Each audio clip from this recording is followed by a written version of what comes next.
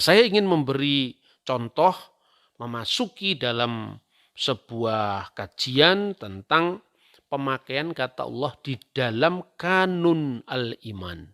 Kanun al-iman itu adalah regula fide, dasar keimanan seluruh gereja sebelum skisma, sebelum perpecahan.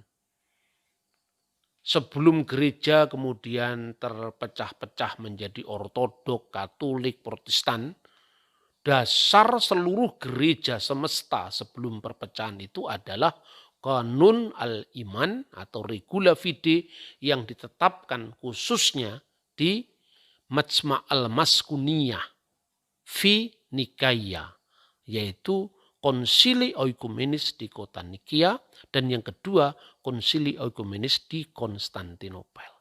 Nah, ini setiap kali kita ibadah, baik itu ibadah liturgi suci, Qudas al-Ilahi, maupun itu adalah ibadah-ibadah harian yang tadi disebut dengan sholat tadi, sholat 7 waktu, selalu dibaca itu.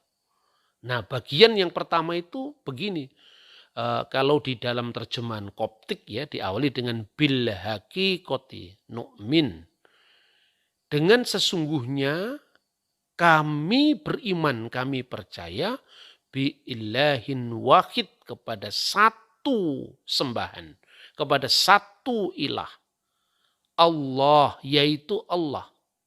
Al-Abu, sang Bapa, Dobit al-Kul, yang menguasai, yang mengendalikan, yang mengontrol segala sesuatu, Khaliqus sama'i wal ard, pencipta langit dan bumi, kullu mayura wa ma layura, baik yang kelihatan maupun yang tidak kelihatan.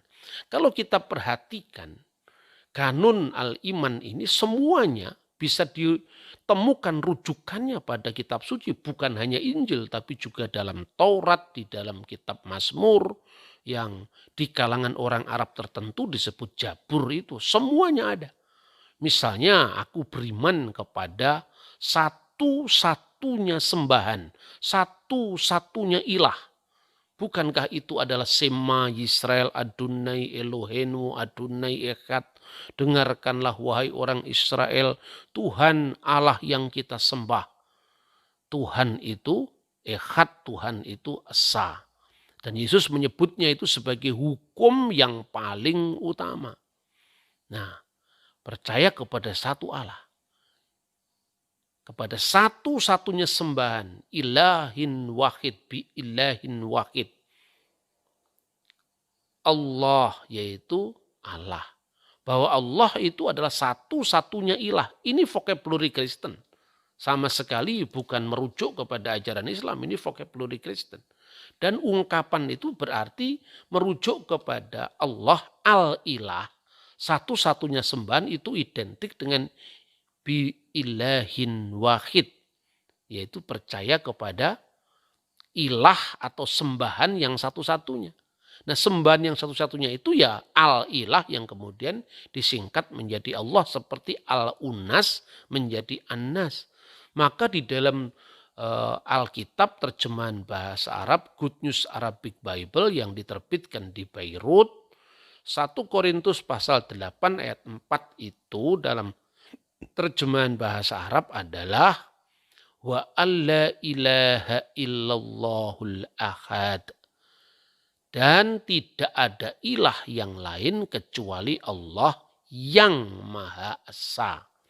Kenapa la ilaha illallah?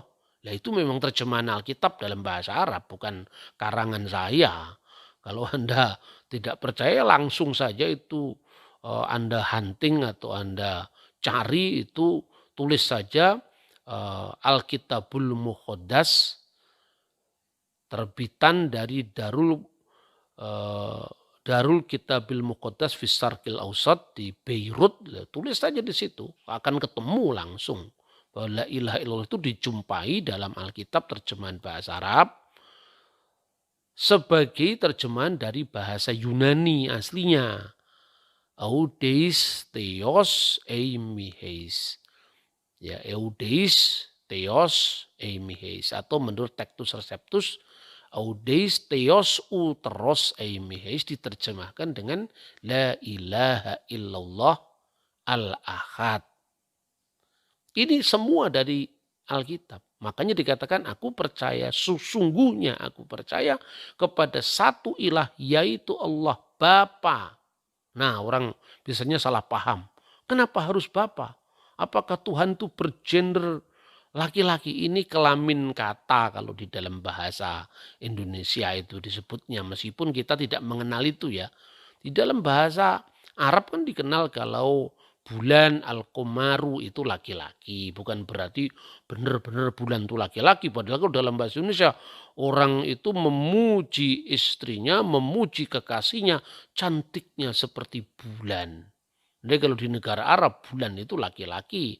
Matahari, asyams itu justru perempuan, itu kelamin kata. Tidak ada artinya laki-laki beneran atau perempuan beneran.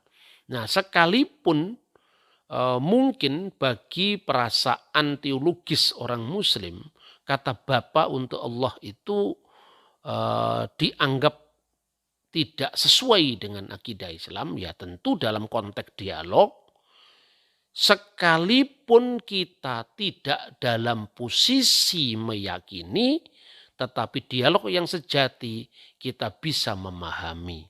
Jadi artinya secara historical background munculnya setiap agama itu kan selalu dia merupakan reaksi dari tantangan zaman pada masanya.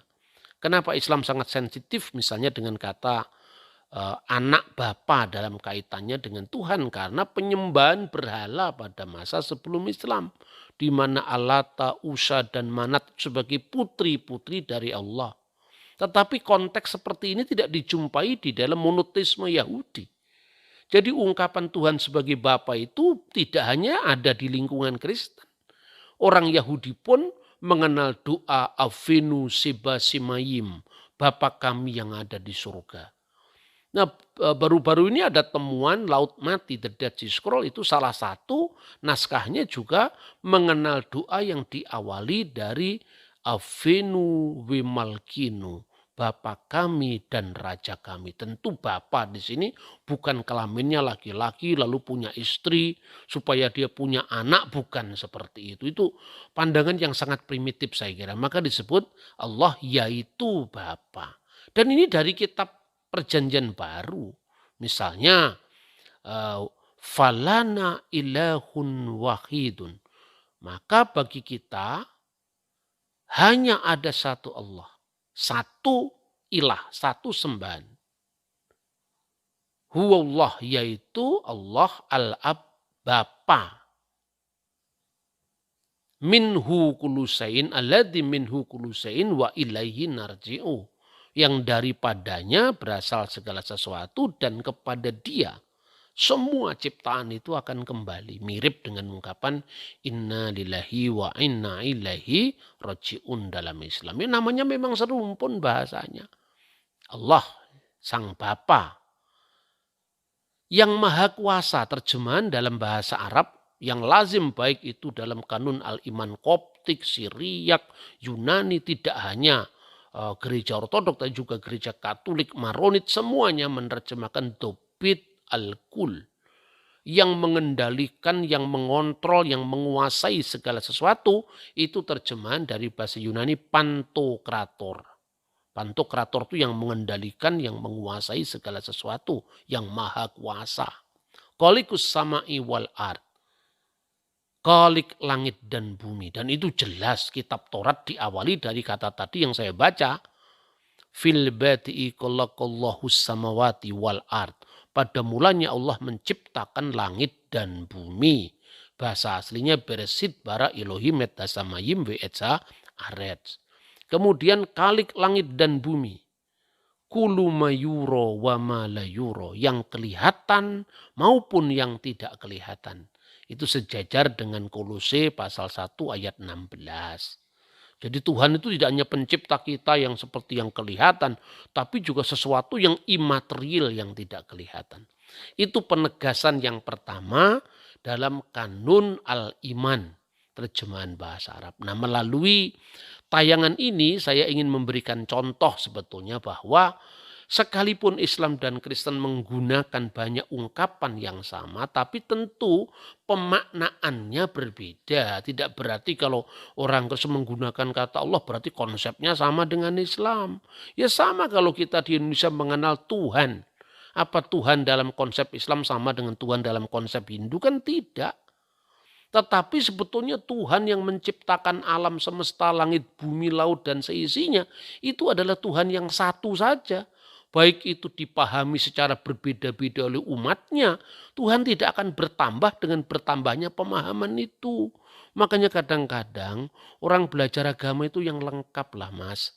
Jangan hanya melulu pada teologinya sendiri, bahasanya sendiri, kemudian malah bahasa identikan dengan agama tertentu. Saya kira itu pola pikir ahistori. Orang sering bertanya, kalau di Kristen disebut Allah, di Islam disebut Allah, ini Tuhannya siapa? Sejak kapan kata Allah dikaitkan dengan Tuhannya agama tertentu? Cobalah baca sejarah Arab sebelum zaman Islam.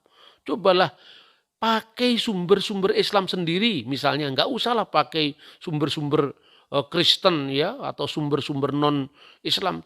Pakai sumber Islam sendiri. Bahwa nama Allah itu muncul tidak hanya di masjid tapi juga di sinagog-sinagog, di gereja-gereja itu tercatat dalam Al-Quran. Artinya apa? Al-Quran sendiri menyaksikan bahwa istilah Allah itu sudah dipakai di lingkungan Yahudi, di lingkungan Kristen, dan kemudian diteruskan, dilanjutkan oleh Islam. Betapapun ada perbedaan dalam pemahaman. Kalau ada 3 pemahaman tentang Diponegoro, bukan harus mencari Diponegoro yang lain. Lain secara konseptual iya. Diponegoro itu di mata pemerintah Belanda pengkhianat. Diponegoro di mata kita itu adalah pahlawan. Diponegoro di kalangan aristokrasi atau para aristokrat Keraton Yogyakarta, orang yang baik yang berjuang tidak pada saat yang tepat. Nah, mana Diponegoro yang Anda pilih? Saya memilih Diponegoro seorang pahlawan. Tetapi bukan berarti ada orang lain yang juga namanya Diponegoro dan pengkhianat, tetapi itu bukan Diponegoro yang pahlawan itu. Perbedaan konsep itu tidak harus kemudian mematahkan ketajaman kita terhadap fakta sejarah. Kiranya tayangan ini memberkati semua pihak yang ingin mencari kebenaran dengan tulus hati. Tuhan kiranya beserta dengan saudara-saudara. Shalom aleichem, Beshem Hamasiah.